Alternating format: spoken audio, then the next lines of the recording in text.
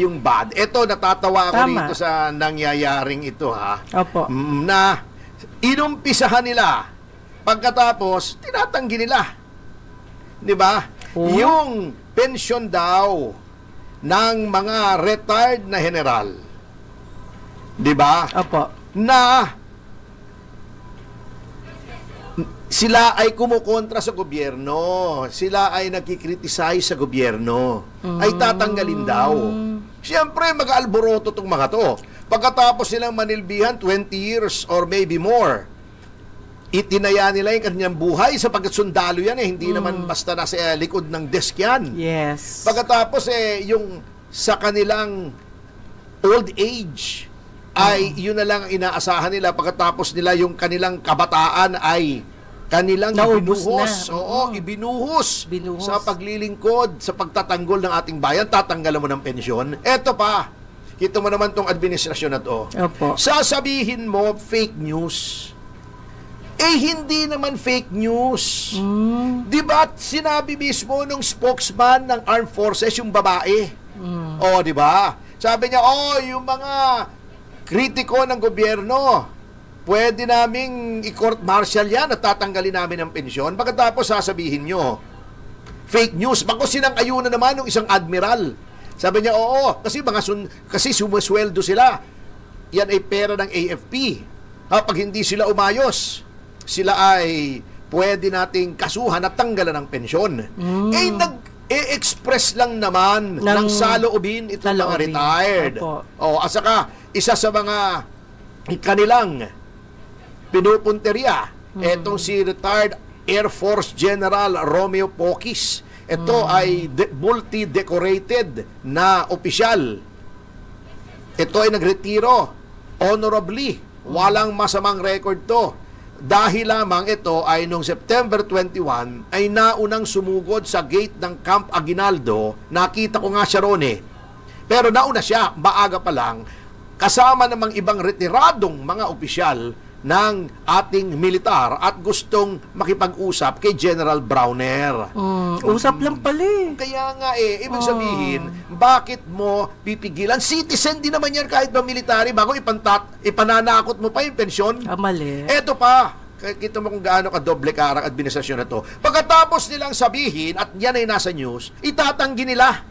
Hindi daw totoo yun, fake news daw yun. Sinabi, ayan, pwedeng makita ng lahat, i-google nyo. Pambihira. Baka naman nabigla lang, attorney. Hindi pwedeng mabigla ka pagka ikaw ay military. Inactive service ka. Ayun lang. Pag naka-active service ka, hindi ka pwedeng magsalita ng hindi alam ng superiors mo. Kung spokesman ka, ang sasabihin mo ay yung pinasasabi sa'yo ng iyong principal. In this case, si General Browner. Iyon nga sinasabi ko, yung ibang mga spokespeople natin, Opo. nagsasalita sila ng kanilang sariling opinion. Hindi po ganyan ang spokesman. Ang spokesman po, ako ay naging tagapagsalita ni Mayor Lim. Dati, Opo. Naging tagapagsalita ako ni Mrs. Arroyo at saka ni FG Arroyo. Naging tagapagsalita ako ng maraming politiko. Ngayon ay tagapagsalita ako ng PDP Laban. Ayun. Hindi ko sinasabi, pag ako ay nag-issue ng official statement, na iyon ay Sarili nyo. sarili ko. Yeah. Hindi ako magsasalita. Ngayon, pag nagsalita ako ng opinion ko, sinasabi ko, ito opinion ko. Ayun. Ngunit, ang kaibahan sa akin at yung mga taong yon, yung mga nasa military, inactive service sila. Ako, wala ako sa gobyerno. Tama. Kung ikaw ay nasa gobyerno at ang papel mo ay spokesman, ang papel mo admiral, hindi ka magsasalita ng hindi yun ang niloloob ng liderato ng military. Pagkatapos, nung nagkagulo, sasabihin nyo, hindi totoo yan, fake news. Fake news kayo nagsabi. Kaya't minarapat ko na anyayahan, sana nasa linya na ng ating komunikasyon. Nariyan na ba? Si retired General Romeo Poquis. Wow, ganda yun. Marinig natin siya. Malaman natin kung anong take niya, anong opinion niya. Damdamin niya talaga. Damdamin niya rito sa pangyayaring ito. Anyway, babalikan po natin yan habang kinokontak. Napadala ko na po sa newsroom yung number ni General Poquis. Okay. Pero attorney, in your own opinion, bakit ho nangyayari ngayon yung mga spokesperson ng mga ilan nating mga opisyal, parang iba na ang ginagawa. Yun nga, Kengkoy Dapat hindi nila alam ang trabaho ng spokesperson. Yun, baka ganon. Kung ano lang sabihin, pag sinabi nitong iyong principal, halimbawa, si Ante Claire. Opo. Pag sinabi niya yung ganyan, ang implication niyan, yun ang sinabi ng Pangulo. Pag sinabi ng spokesperson ng AFP na ganito, ang implikasyon, ang nagsabi noon, hindi siya. Yung kanyang boss. Kaya huwag kang magsasalita ng hindi sinabi sa'yo. Lalo na kung ikaw ay nasa gobyerno. Yun Ito lang, ako lately, wala akong mga public statement ng PDP sapagkat wala pong pinapasabi Wala sa akin. pa, yun. Etong nandito, hindi po PDP ito. Ayun. Unless, kaya nilalagay ko po sa aking art card, pagka nag-pre-release ako sa media, official statement, Opo. PDP, bago may seal ng PDP. Ayun. Bago nakalagay sa ilalim, Ferdinand Estopacio, PDP Deputy Spokesman. Para alam nila na ako yung Nagsalita. ang nagsasabi noon ay PDP, hindi ako. Ayun. Oo, eto na po. Mapalad po tayo na nasa linya po ng ating komunikasyon si retired Air Force Major General Romeo Poquis. Magandang umaga po, General Romy. At maraming salamat po sa inyong pagpapaunlak sa aming payak na paanyaya. Yan, good morning po. Magandang umaga, Attorney Ferdy at Juvie. Magandang umaga sa inyo. Yes. Sa lahat ng nanonood, nakikinig sa inyong programa. Ayan kita nyo naman, retirado na, matikas pa, Ganto ng boses pa lang. Oo, Ulam na. Pwedeng announcer yan. Oo naman. Yan. Anyway, General, pinag-uusapan nga po namin before you went on the line, yung duplicity nitong administrasyon na pagkatapos nilang manakot through the official spokesperson ng AFP na sinigundahan pa ng isang admiral na tatanggalin yung pensyon ng mga retired officials ng military na kritikal sa pamahalaan ay biglang nag-about face. Wala naman sa parade ground, biglang about face. At sinabi fake news daw. Ano po bang masasabi nyo rito, General Poquis? Yun naman, itong mga spokesperson ng Armed Forces, nagsasalita dyan, hindi rin na-analyze masyadong. So, threat yun threat yun kami. Opo, definitely implied threat yun. It was a non-too subtle threat. Tama po yun. At klarong-klaro naman doon sa public press conference na gano'n nga nangyari. Tapos na doon, sinasabi nilang Binawi. Gano'n. Nag-about face sila. About face. Ayun. General, alam kong malawak ang network nyo among the retired military officials, lalong-lalo na yung mga flag officers. Ano po ang common sentiment o general sentiment ng ating mga retiradong mga opisyal dito sa ginagawa ng ating armed forces ngayon? Ang una sa lahat, hindi lamang itong sa armed forces, ginagawa na kundi ito nangyayaring massive corruption dito sa ating bansa. Opo. Kami mga retirado, mga opisyal man, o mga ordinaryong sundalo, tawal, ay iisa ang damdamin namin. Talagang masama ito nangyayari ito sa ating bayan. Definitely po. Marami man kami mga iba itong alliance namin, mga associations, mga organizations, pero pare-pareho ang damdamin. Ito ay pinapihawatig namin kasi hindi lang naman kami ang pinamdamin ng gano'n. Yung buong bayan, yung mga taong bayan na mismo, nagsasabi, nagalit ng galit. Kaya ito yung aming, ipinapihawatig din sa mga kasama natin sa movement namin. General, napabalita na noong September 21 at nakita nga tayo ron sa may gate ng Camp Aguinaldo. Ngunit napabalita po na maaga daw po kayong pumunta roon together with other retired generals at you requested to see the Chief of Staff, si General Romeo Browner, yung inyong katukayo. At obvious naman na hindi po kayo napagbigyan. Tama po ba ito? Ganito, hindi napagbigyan, nakipag-meeting kami kay General Browner noong September 20. Opo. Okay? Kasi maraming kumakatat na mga, kasama sa fake news yan disinformation, misinformation. Opo, ayun, buti na klaro natin. Fake news, Yung UPI.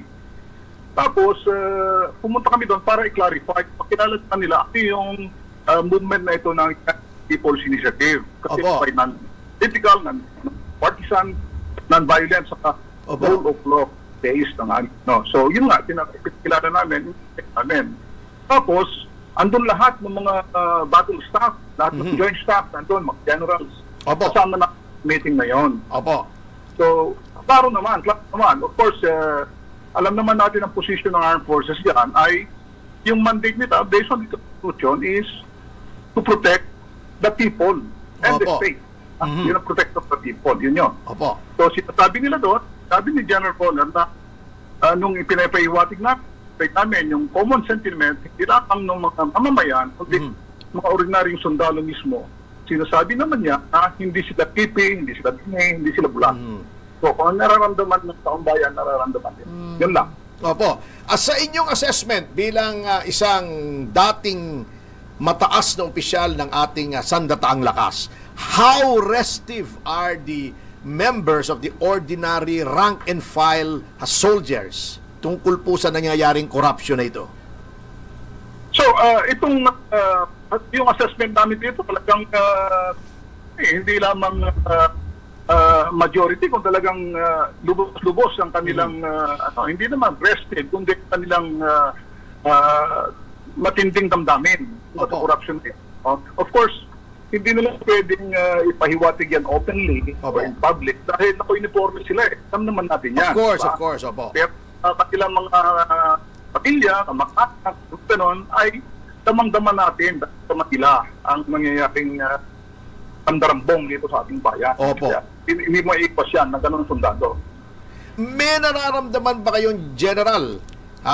Last question po ito bago ko kayo i-turn over kay Ma'am Juvie. May nararamdaman ba kanyong parang groundswell na nangyari noong 1980s na nagkaroon ng Reform the Armed Forces Movement na pinangunahan ng ating kaibigang si Gringo Honasan? Meron ba kayong nararamdaman o may bulong-bulungan bang nangyayari po yan ngayon?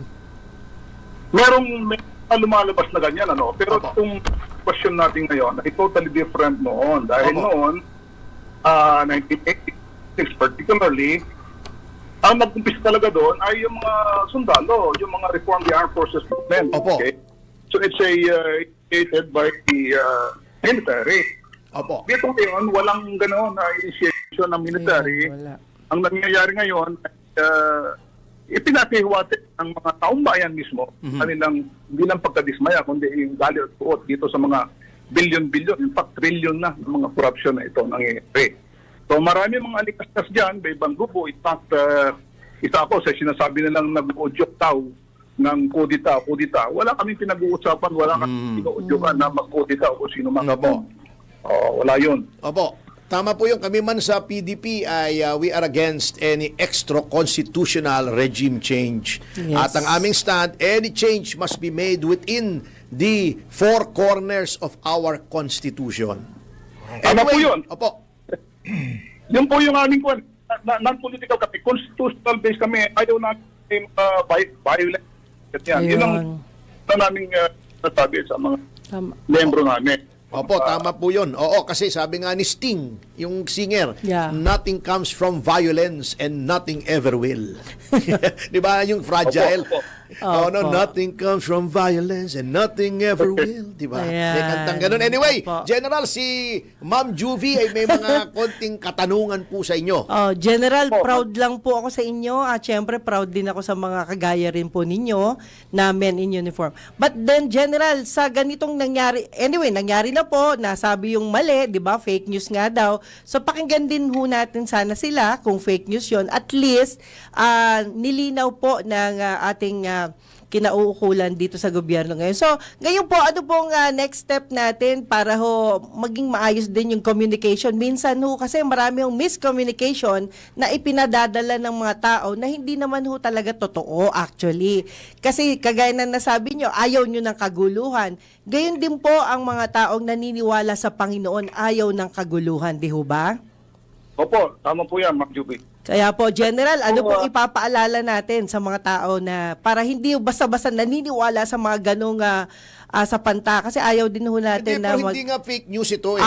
okay. Oo. Sige. Malinaw na sinabi nila yon bago umatras sila. Okay. Oo. Anyway, Okay. sige po. Ano pong nyo Po masasabi? yun, kaya po, ang ginawa namin at Police Initiative ay talagang pag-usap kami Okay kay General Bronner para magkalipagan. Kasi maraming lumalabas talaga, sinasadya yung information, mga ganyan. So, nakikiusap tayo na maski sa armed forces kuminsan, nadudulat sila eh. Yung mga spokesperson nila, masyadong yung yung eager beaver. Sa linyada, nakikita na talagang dapat nilang sabihin. Dapat, kasi anong nangyayari yun, parang sila pa yung nag-create ng instability. Diba? Okay. Correct, opo. Kailangan kasuhan nyo muna bago nyo tanggalan ng pensyon. Halimbawa na nagkaroon ng kaso, moral turpitude o ano man dyan. Saka nyo tanggalan ng ang problema, tinatanggalan nyo na, wala pang kaso. Parang hindi naman, daldal na naman tayo ng daldal. Hindi natin, So, yun nga ang paliwanag na General Pokis na bago sana naman na magdadaldal tong mga spokesperson na mayroon namang alam natin may basbas yan sa nakakataas din sa kanila eh. Pero dapat naman isaalang-alang din naman nila ang batas na wala namang ginawang walang makaso, di ba? Saka malinis ang record ng tao ni General. Tapos nung kailan nag-retire sa kanya tatagalan ng pension, parang hindi naman yata tama. Tsaka siyempre, tulad niyan, dapat may kaso muna bago matanggalan ng kanyang pensyon. Halimbawa, magkaroon siya ng kaso moral turpitude o ano man diyan, na criminal case o kung ano man diyan, di matatanggal yung ang kanyang pensyon, ang kanilang mga pensyon. Pero kung yan naman kahit sino naman dahil kung tutuusin sila ng mga civilian na sila. Pero kuwan pa rin sila, citizen pa rin ng Pilipinas na may karapatan sila ng freedom of expression gaya natin. So, nandito na lang at maraming salamat po sa inyong panonood. At kung hindi pa kayo nakasubscribe sa ating channel, andyan lang po ang subscribe button. At pakiclick na rin yung notification bell para lagi kayong updated sa ating mga videos. Syukran!